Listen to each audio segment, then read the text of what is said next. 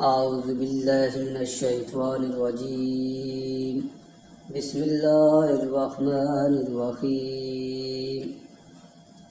ألم تر كيف فعل ربك بأصحاب الفيل ألم يجعل كيدهم في تضليل وأرسل عليهم طيرا أبابيل ترميهم بحجارة من سجيل فجعلهم كعصف مأكول.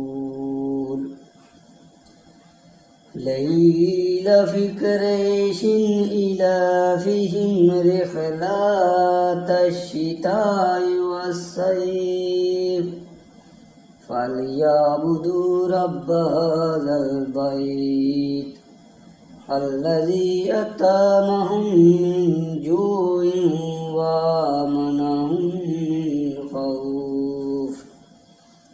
أرأيت الذي يكذب بالدين فذلك الذي يدعو اليتيم ولا يعز ولا طعام المسكين.